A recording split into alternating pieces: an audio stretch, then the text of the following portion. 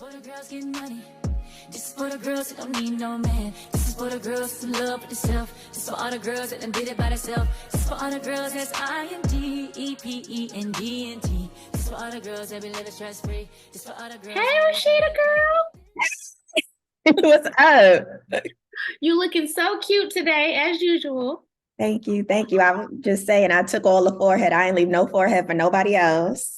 And It's just me and on my forehead. That beautiful forehead. And we're twins, girl, because mine is about this wide, too. Girls with big foreheads are prettier. We've talked about this. We did. So I'm so excited. We've talked about, preparing for this day for Wonder Woman Wednesday and having you as Wonder Woman. And I really wanted to highlight you because you're Wonder Woman because you are just like doing things that you want to do and making it happen. And one of the first conversations that you and I had was around you stepping out of pursuing law and moving into acting, which is what you ultimately wanted to do, like you said, since you were a kid. So, I sought you out to have that conversation because at the time, I'm in mental health and I wanted to pursue voice acting. So I think that is awesome that you're, taking that leap of faith or have taken that leap of faith to do what you want to do and to make yourself happy. And we also share our faith in God. So we have those conversations. So I'm so happy you're Wonder Woman this week. And I want to share all of this good stuff that you have going on with everybody. So tell us a little bit about your transition and how that's been working out and everything you have going on. Thank you, Moni. Thank you for having me. Thank you for welcoming me. That was really sweet. That touched me. So how did I navigate that transition? Well, if I could take a step back, I knew I wanted to be an actress when I was 9 years old.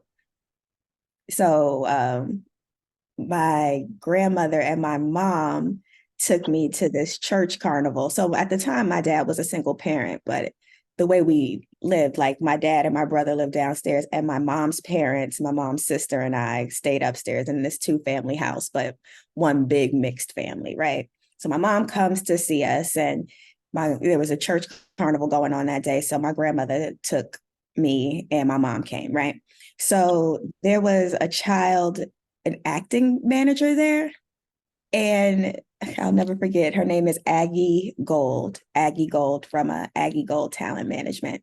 I think she still runs her business in Baldwin. So she comes up to the church and she's auditioning all of these like kids to see if they can get repped or whatever. So she gives us a line and she's like, okay, well, say this happy, say this angry, say this tired, say this frustrated, right? And so I'm doing all the things and she goes, say this sad. And like, say the line sad. And I say the line and I start crying and my mom freaks out. She's like, we'll leave right now. We will get us. We will leave out of here right now. What happened? What happened? And I was like, she told me to say it's sad. And she was like, I think that was when like I got bit. I was like, oh, I can help people believe in the things that I'm saying. Like people believe me when I talk. Yeah. Right. So becoming an actress kind of just, it was something I wanted to do ever since then. But, like I said, my dad was a single parent at the time. So he was our provider. We were kids, right? So he would take me on a couple of auditions. And then one day he sat me down and he was like, you know what, Sheeta, when I go to work every day, this is guaranteed, right? I know for a fact I'm going to go get me a check every time I go to work. But if I got to take off of work to take you to these auditions and you don't book it, like it's not guaranteed. And I can't afford to keep doing that because I got to raise you and your brother. So if this is something that you really want to do, when you become of age, you can go and do it on your own. And I mean, I got it. Like I understood. I was a kid, but I even understood then that, like adults have responsibilities and this is something, if I was going to do it, if I really want it, like I got to do it for myself or my own. So I went to college. I majored in finance at Temple University because finance sounded like money and I like money. And God wastes nothing. So then I was working in automotive financing when I graduated from college around like 2008. Now I'm telling all my business. So I was working in automotive financing. And if you remember around that time, like the auto industry, the American auto industry, and I worked for the financial subsidiary for GMAC, the American auto industry had tanked, right? The whole economy kind of tanked, but like they was getting bailed out and, all types of government bailed out. So there was a huge restructure. And the business center that I was working in Philly, well, right outside of Philly in Horsham, Pennsylvania, had shut down and they relocated me to Pittsburgh. Mm-hmm. So I'm in Pittsburgh and I don't know what to do and I'm very unhappy. And I can feel a nudge like, well, do what makes you happy. Do what you always wanted to do. Like, just go be an actress. But I'm like, an actress in Pittsburgh? That don't make no sense. So I was like, you know what? Maybe I just want to be in entertainment. I'm going to go to law school and I'll become like a sports and entertainment lawyer in Pittsburgh. Like, okay, maybe not so much entertainment, but definitely they have like a sports field there, right? So that's what I'm going to do. And because I went to Duquesne Law and there were like no Black people there, I was literally the only Black girl in my class. And when I say my class, I don't mean torts. I don't mean civil procedure. I mean in the graduating class. I was the only Black girl there. So that being said, they offered me a good amount of money. I didn't take out. Yeah, they paid me to go there. So I went and I was doing it for a minute. And there was this brother out there who he would coach all of the Black students in law school out there. And he was like, why are you doing this? Like, all you do is talk about like things that are not this. You talk about TV, you talk about the things that, like that interest you. And I was like, well, like I do really want to be an actress, but like, I don't have to pass the bar to know a little bit. He was like, no, you're wasting time. Like, you don't have to do that. That's not where your heart is. So there's only like 2 or 3 agents in Pittsburgh. So I met with the big one. It was Doherty. And I left my meeting for Doherty, showed up late to my civil procedure final. Like, it was the same day as my Civ Pro final. And I was like, okay, Rasheda, you're just wasting everybody's time. So I took a leave of absence from law school, moved back to New York to pursue acting full time, and then kind of just never looked back. Yeah. So when I got back to New York, I started training at UCB, which is a comedy and improv school, the Upright Citizens Brigade. RIP, it passed away in New York, but they still have UCB out here in LA. So I got a scholarship. I got a diversity scholarship to train there because, I had just left my job. So I was like, boom, if I could take improv, and someone told me that improv will make me more commercially marketable, right? Like if you want to do commercials to just like make money, take an improv class. But then I saw that they taught sketch comedy and I was like, all right, well, if I could write, then I can always create opportunities for myself. So let me take these sketch comedy writing classes. And all of my teachers there were just like great, particularly my sketch teachers, like Caitlin Bitagayo. Like, I think I probably took Caitlin 3 times. But like it was that's where I learned how to create comedic characters. Mm-hmm. And up until that point, I thought I was a dramatic actress because that's all I ever really saw Black women do. Okay. And if I just never thought about comedy. But during that time at UCB, I was like, oh no, there are Black women in comedy. There were about 3 Black women there who were on house teams. It was Keisha Zoller. Keisha is a showrunner. Keisha's killing it right now. It was Sashir Zameda. Sashir was like the first Black woman on Saturday Night Live after maybe like 20 years or 25 years, something crazy. And Natasha Rothwell. And people might know Natasha Rothwell from Insecure, and she's done a lot of great things. So those 3 women were like the Black girls up at UCB at the time. And Nicole Byer had just left to move to LA to do Girl Code. So I'm seeing these Black ladies on stage, and I'm like, oh snap! All right, so this is like an opportunity to get on stage, do something funny. So I just started pursuing that, and then writing sort of took off for me first. I learned how to craft a joke writing on this show called Talk Show, the Game Show, hosted by Guy Branum. Pusher Productions put that together. So Wanda Sykes and Paige Horowitz, that's their production company.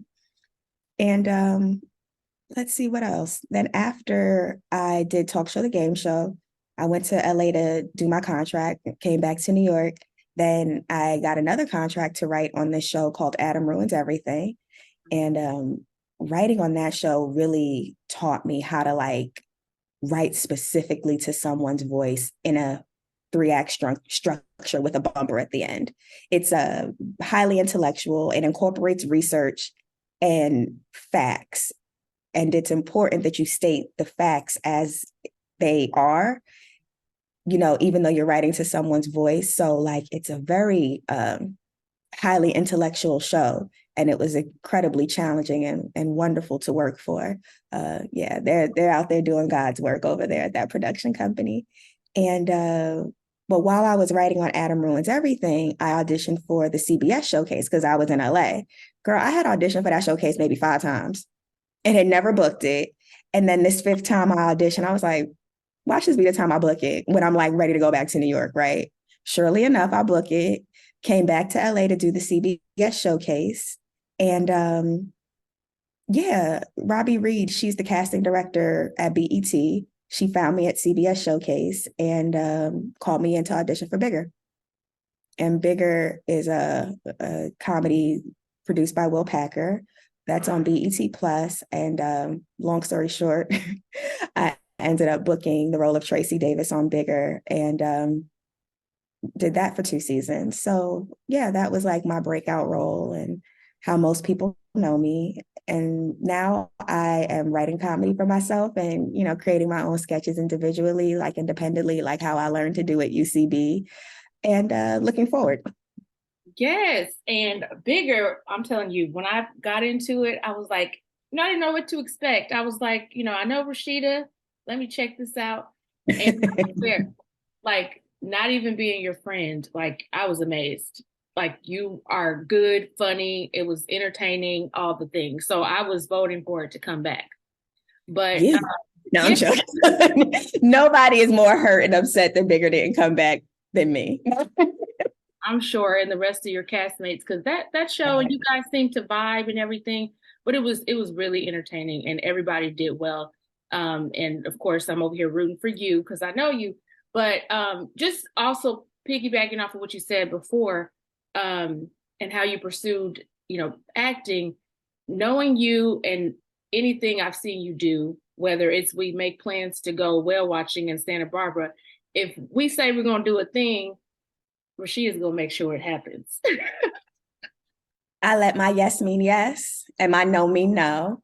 Anything else is from the evil one. I don't play that. I really try to stick to my word. If I said it, 10 toes down. If I didn't say it, I am going through. If I said it and I don't do it, I am going through something. Like, come check on me. And when you do it, you full force, 100%, like no halving, like. And so, I can appreciate that. And those are great qualities to have, not only as a friend, but as a person in every other role that you have as a daughter, whatever. So, again, I really think that you're motivational, inspirational to not only me, but many people that are watching and know you personally, or might just see you, on social media. So what else do you have going on that, because we're going to talk about your self-care regimen in a minute. So let's talk about what all you're trying to juggle in this space. Okay. So being a creator, like creating and coming into how I want to use my creative voice and being purposeful. So that's sort of been the journey this past year and a half.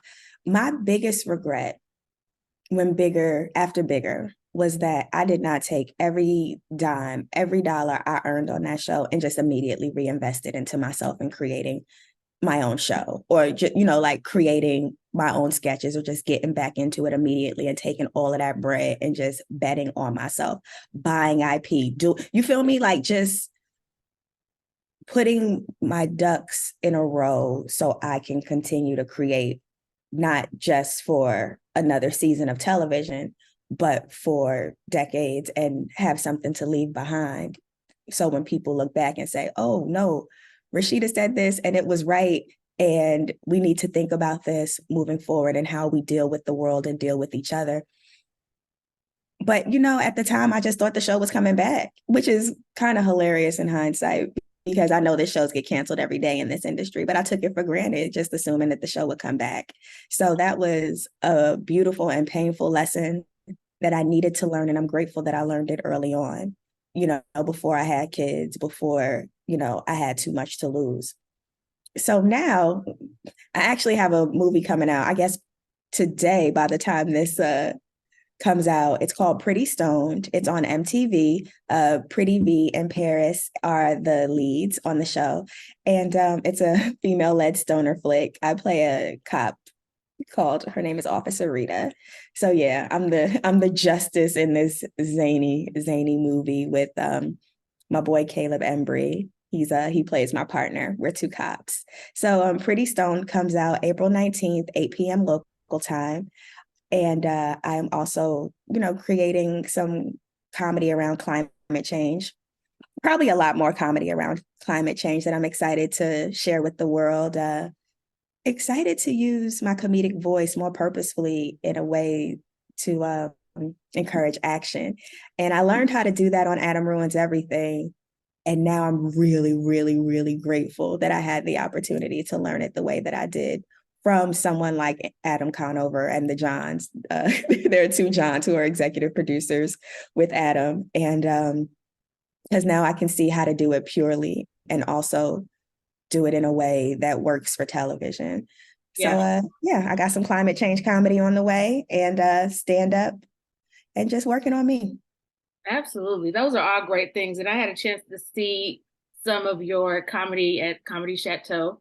And yeah, anybody that's watching, you expect to just hear comedy, but if you listen, you're like, oh wait, she's smart. Like there's something more to this than what people expect. So we are excited. I'm excited about more to come. So with all of that, tell us about, because we're gonna, bring it back to mental health for sure. Tell us about, how you take care of your mental health. What's your self-care regimen? I know, like I said, we share our faith in God, so there's a lot surrounding that. So tell us about it.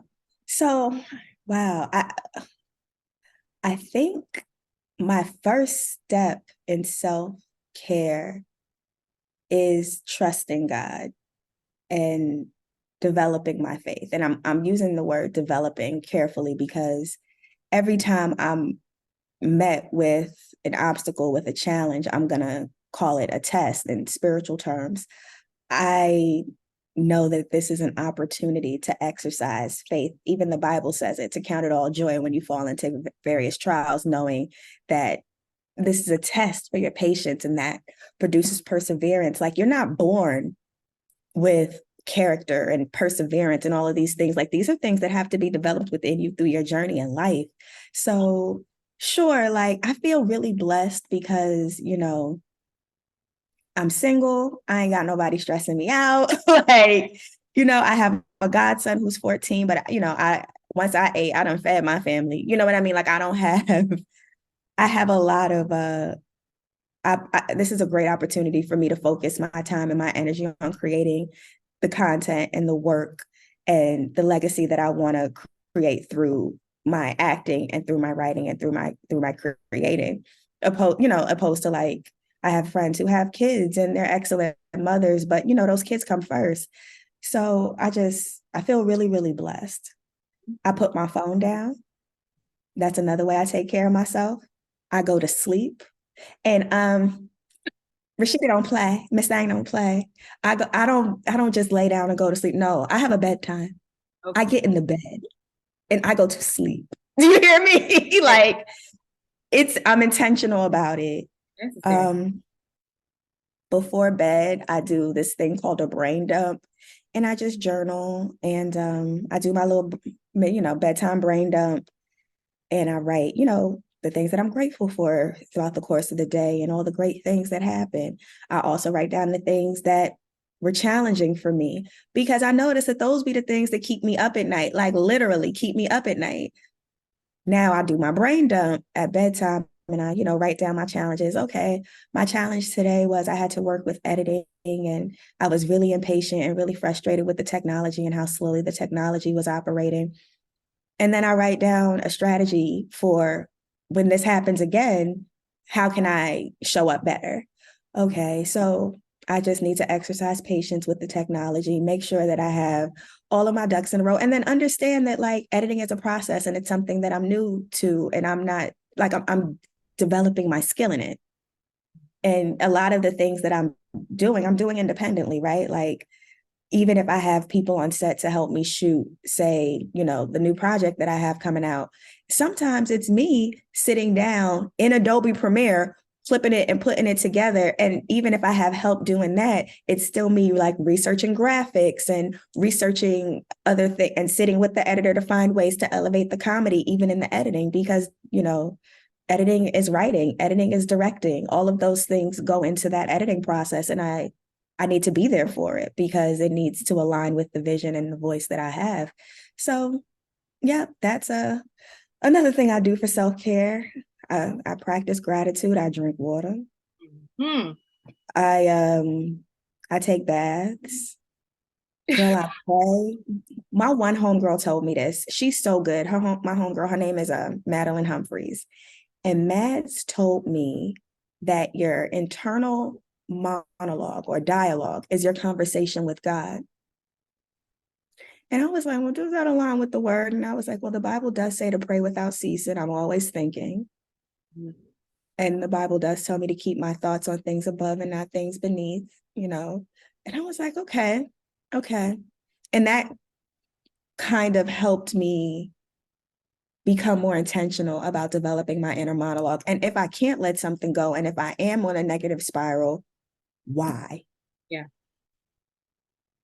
And not overlooking it and not just dropping it like, oh, that's just how I am now. Bump that. That's not how I want to be. That's not who I am. That's not how God created me to be. I'm going to fix this because can't nobody fix it but me. And if I pretend that, my thoughts aren't bothering me or these things that aren't bothering me, it's not going to go away. It's just going to keep showing up.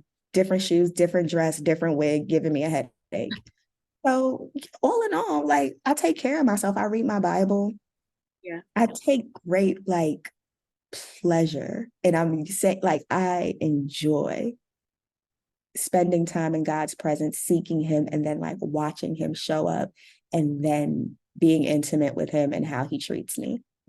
I love and really enjoy my relationship with God in every season. And even when I'm disappointed, even when I know I should be going harder or giving him more attention or just giving him more of me, the fact that I know that he'll never leave me cleans up all of them abandonment issues that I had growing up, in a single family house, a single parent house. Yeah, I feel loved by God. And I know he loves me because it's written that the Father himself loves me. It says that John 16:27. It says it in John 3:16, for God so loved the world. Hey, he's talking about me. You know what I mean? And, sometimes I just, a part of my self-care is reciting those things out loud. Yeah. Yeah. For every time I have a thought that just isn't right, nope, the Father himself loves me. Mm-hmm. Father himself loves me. Yeah. Yeah. I love that. Yeah. I love that. And sometimes being humbled, like where you say you get frustrated and sometimes we forget that he's still doing things behind the scenes.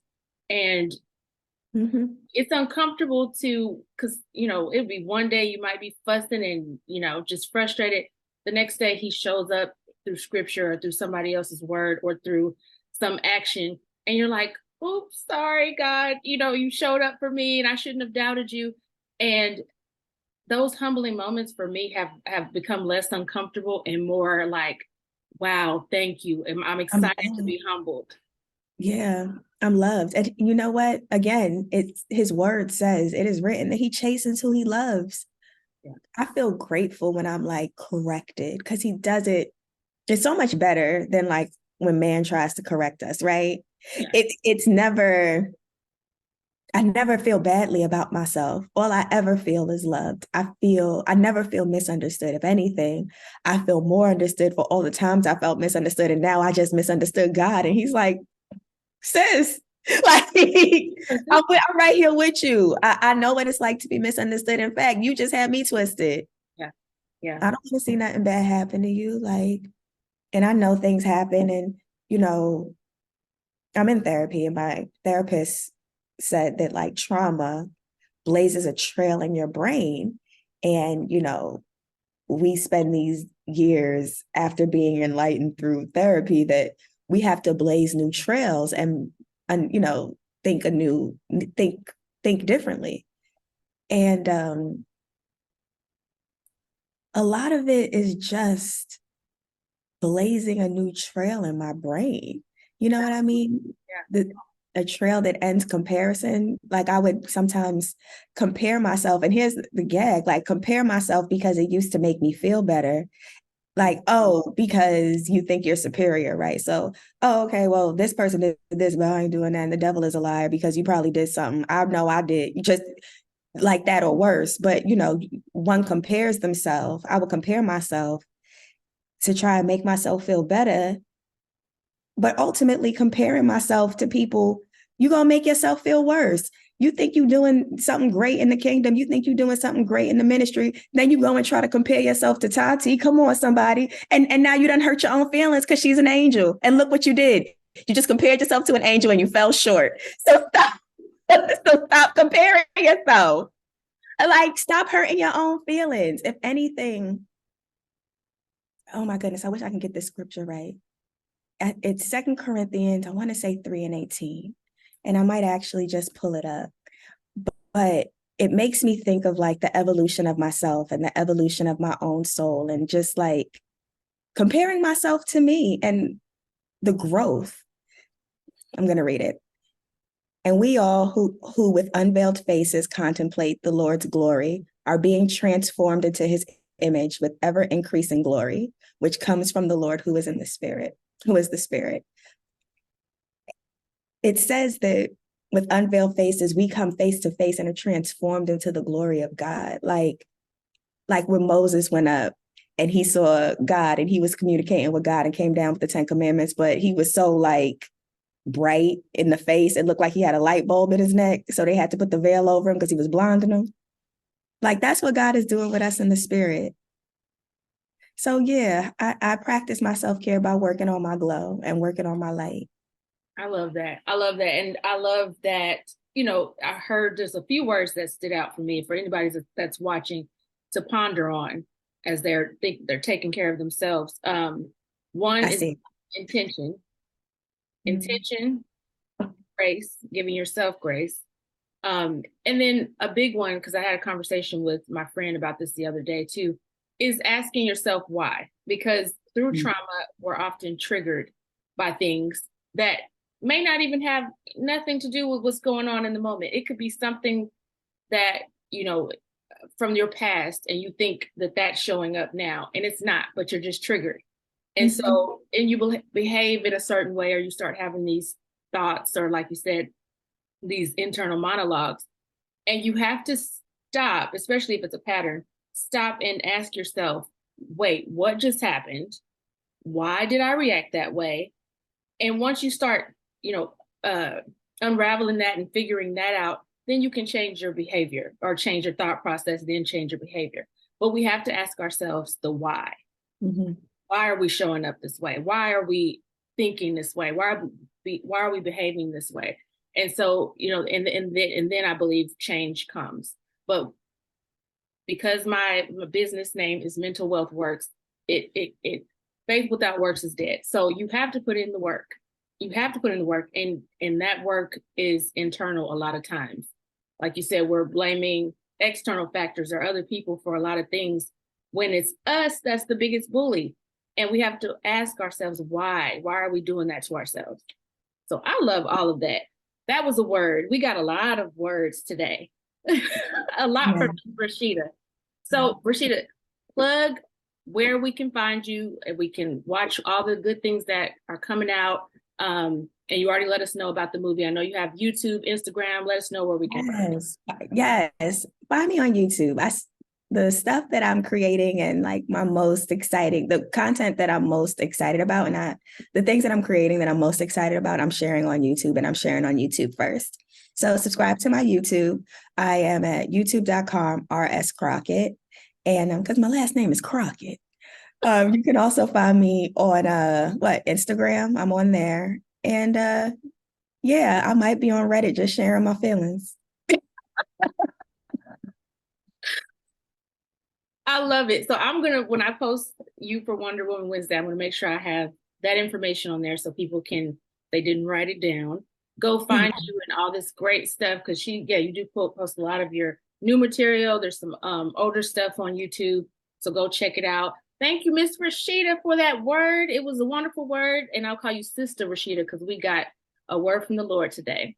Oh, God bless you. Go ahead. I love you, Moni. I love you too. And thank you again. And we'll chat soon. More to come.